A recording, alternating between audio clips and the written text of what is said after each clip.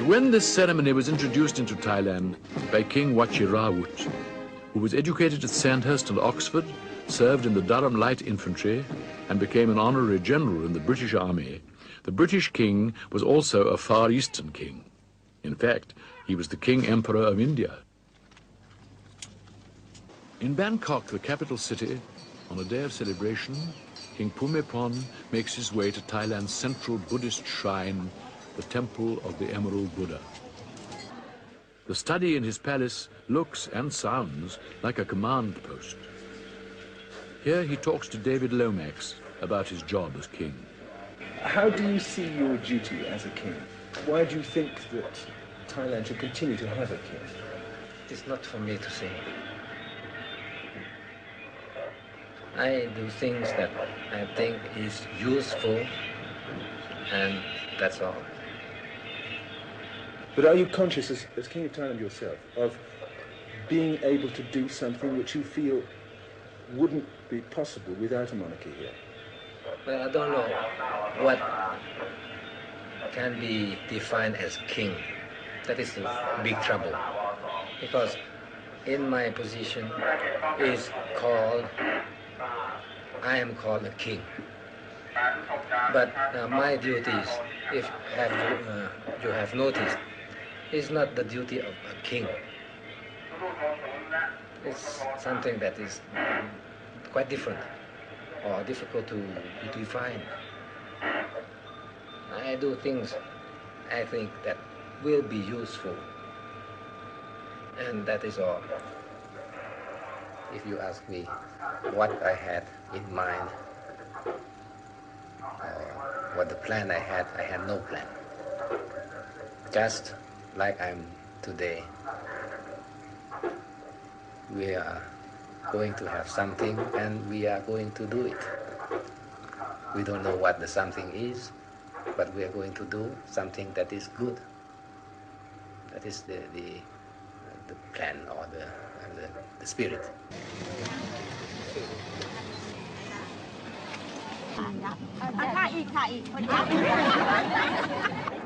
Anywhere we go, we are looked at, and people are interested in us. They look at us, they don't want to bother us. They want to know more how they eat, how they sit, how they walk. They don't look with curiosity or hostility. Kings and queens of Thailand have always been in close contact with the people, really. And they usually regard the kings as father of nation. That's why usually we don't have much private life, because we are considered father and mother of the nation. So naturally we are all the time with the people. To the king, Thailand's danger means that state ceremonial is no empty form. Speeches at the royal audience for his birthday, no mere platitudes, but expression of the struggle for survival.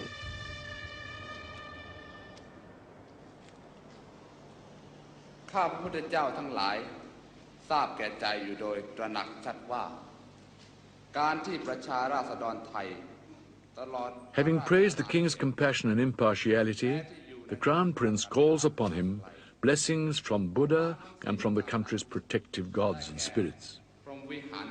Kingship, if we have to use this word, has changed all the time. Since the old times and then since the advent of founding of Bangkok, our capital, it has always changed. My great-grandfather was the philosopher king. He was the king that you know under the name of King Mongkut. The most sacred image of Thailand, the center of the Grand Palace, the Emerald Buddha. The image is actually made of jade and is about 2,000 years old. It was installed here by Rama I, founder of the Chakri dynasty. This ceremony on the coronation anniversary shows more than any other how the king has made ancient court procedure relate to the pressing current needs of the country. The oath of allegiance to the land, taken in the presence of the Buddha. The men gathered here to take the oath are soldiers. Earlier in the day, they were decorated for bravery against the communist insurgents. Ancient rite is practiced by those at risk from modern danger. This ceremony shows more clearly how the king is indeed the soul of his nation, the center round which army, government, and religion cohere. The participants in the ceremony remind us of the danger that threatens this nation and its soul.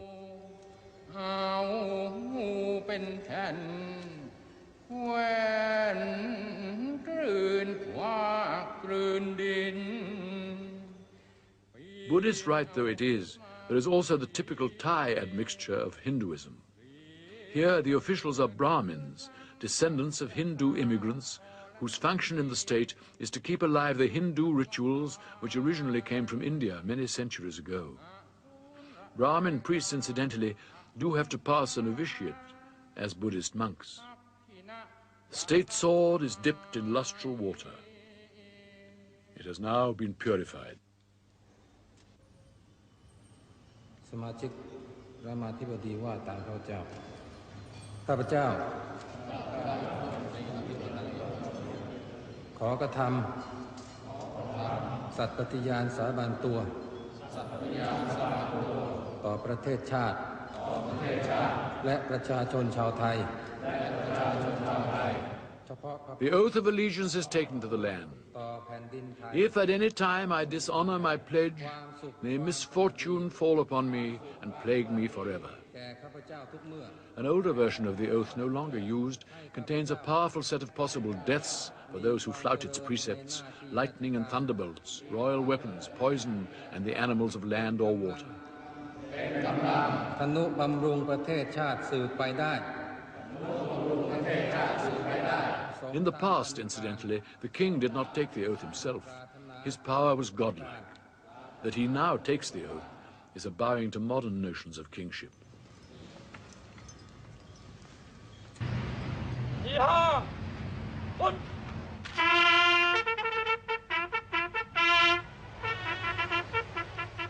The king's convoy in action. It leaves more or less every day when he's in the regions and covers about 30,000 miles a year. The purpose of these tours is always twofold. On the one hand is the improvement in the people's welfare and the development which the king achieves, and this is certainly significant. On the other hand, there is his presence as king among the villagers.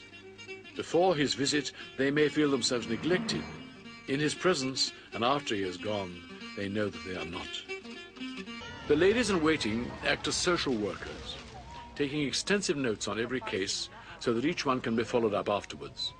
This means typing up every night, and a lot of work when the court has returned to Bangkok. No previous king had ever even visited the northeast.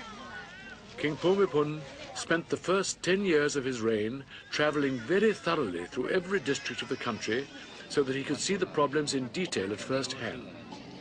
This detailed knowledge now forms a base for rapidly expanding work in all kinds of development.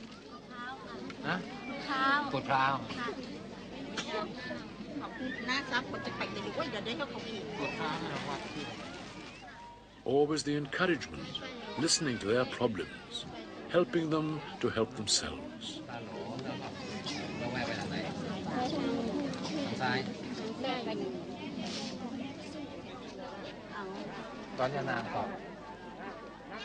Did they have any particular problem they wanted you to? No problem. They were very happy.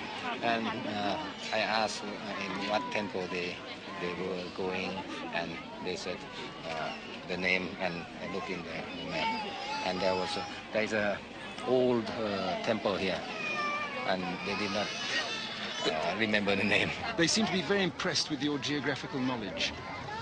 Oh, because they are very happy when somebody comes and knows about their village. But you go everywhere with this map, I notice. It never, not this particular one, but Yes, there yes, is never one. a map from your hand. I try to have a map so that I know where I'm going. And they are happy when they know that the official map is the village is on their map. Are there some occasions when people live in villages that aren't marked on your map or that have the wrong name? Well, that is what happened now. What is what happened? There's a village that has no name, and I put a name on it. The King and Queen received representatives of friendly countries, both formally and informally, turning state functions into personal affairs whenever possible. I saw that blue, lovely blue. A natural part of the royal family's job is to promote the country's crafts, culture, and special products, even at parties. The Queen is very much concerned to increase silk production throughout the country. And she makes a point of wearing Thai fabrics herself. This is one of the King's new dams. Irrigation is probably the aspect of development to which he contributes most. Apart from his boat with the rudderless engine, the King has designed dams and irrigation channels himself. With his quick grasp of the subject, he always makes his experts work hard. And though he seems able to master almost anything he puts his hand to, it is probably the many facets of engineering for which he has the most talent. The King carries a two-way radio with him at all times. He is said even to sleep with it. This means that he's the first to hear of any crisis. But he seems oblivious to everything as he concentrates on the job in hand. Helped by this water. An army camp. These soldiers have been waiting all day for the King's arrival. That is often the case, but the Thais do not mind waiting. It is still such an honor to see the King.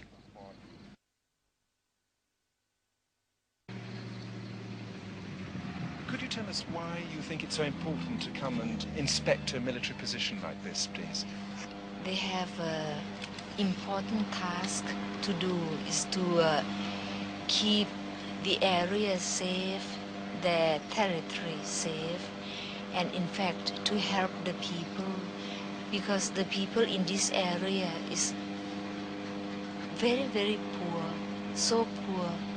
This is the place where it is called so-called liberated area, one of the liberated area. It isn't red anymore, but still the fact is the people are very poor still. So the soldier here helps to give them advice on how to grow their crops and how to look after their children. They are loved everywhere, the soldiers, I mean, because they don't fight with arms only, because they have been looking after the welfare of the people most. In fact, they have won the heart of the people. I think that is the right way to fight the insurgents. After the day's visible work and activities are over, the King can spend 4, 5, or even 6 hours alone in his study at night, surrounded by teleprinters, radio sets tuned into police or army frequencies, and other communication devices. He debriefs himself on the day and plans tomorrow's trip. Could you explain what you're doing with his maps, please? If I see something, you see circles there, places that can be developed, and you can see a place there with a red thing there. It's a kind of so for damming and for making a small reservoir. And then when there are the engineers, the irrigation engineer, I can ask them if it is practical to do that. And sometimes they go and inspect the place and can have a survey on the spot. Why do you have all these radio sets everywhere, all these receivers, transmitters, telexes? What are they all for? Well, communication. I think that you should know that radio is for communication. I don't have television here. Now, I've heard people say that this is your personal intelligence network. I wouldn't say intelligence. but sometimes it is very, very useful. Sometimes when you know about the news of some disaster hitting somewhere, you can help them very, very quickly, and that speed is the most important factor. So that I get the news by the telex or by the radio. Most of the what you hear there here doesn't concern me. It's sometimes there is a murder somewhere. Sometimes I can have some news of they have caught a caravan of heroin or something like that. It is better than to listen to the broadcast or other things. When you sit here by yourself for several hours every evening, looking at your maps and listening to the radios, is that because you are a lonely man or because you need to have some time by yourself after all the public side of your life outside? That is a question that can be answered in many ways. I'm not lonely, and I have work to do, so I have to do the work. The way of doing work is to have some concentration, that is some peace, and then one can think more clearly. It is a way of preparing myself to be able to do whatever circumstances will have me to do. I gather information by listening. I gather information by looking at the maps or at reading or thinking. And then when time comes, I have the material in my head. Standing under the portraits of her predecessors, whom protocol did not allow to work as she does, Her Majesty was presented with the Ceres Medal of the Food and Agricultural Organization of the United Nations. My husband and I are not content with only visiting or doing the conventional things. We must try to do something better than that. We must try to help the government to promote the welfare of the people, because we are underdeveloped country. So the task of mere visiting the people as a conventional duty of head of state is nonsense. If we cannot participate in helping alleviate the misery of the people, then we consider it a failure to be a head of state. The royal family use helicopters to visit the more isolated parts of Thailand.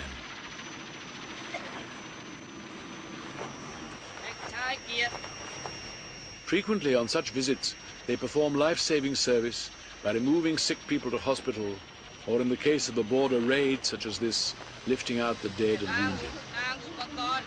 The king's work among the peasants takes him closer and closer to sharp personal danger.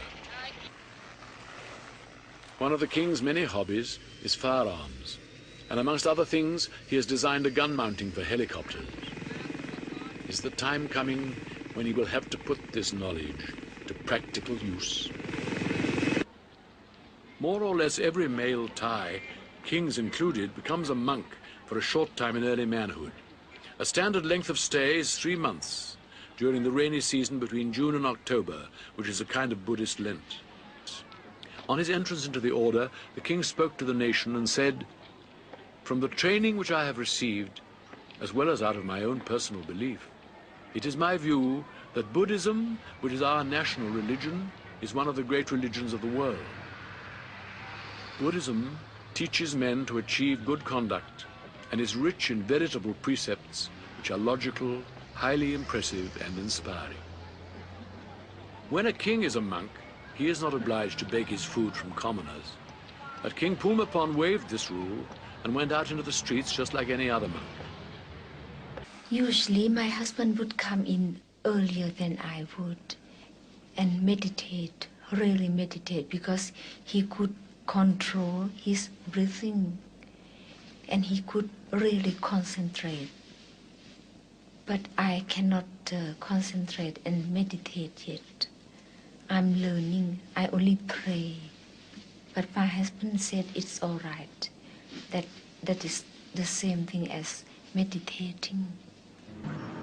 How do you both reconcile your faith in Buddhism, with its emphasis on not taking life, no bloodshed, with your role as head of the armed forces of an army and its campaign at the moment? This is a problem. This is a problem, but when a soldier holds a gun, this gun should be intended to shoot. And shoot what? Shoot an enemy. That is a living being. But if he holds that gun with the intention of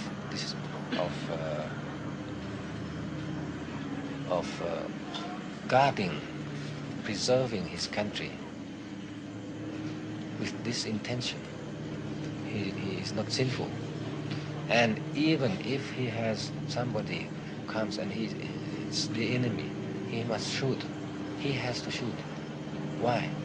Because he has the intention of guarding his country, of preserving his country. And, by the way, also the religion. If the enemy comes, the country is gone, is destroyed, there's no religion, and there's no good. Loving kindness is the real thing one should give to other person. To give, not to take only, to give, to love. So that's the reason my husband and I can work year after year, day after day, without being ill. But we know that when it's time to die, nobody can escape.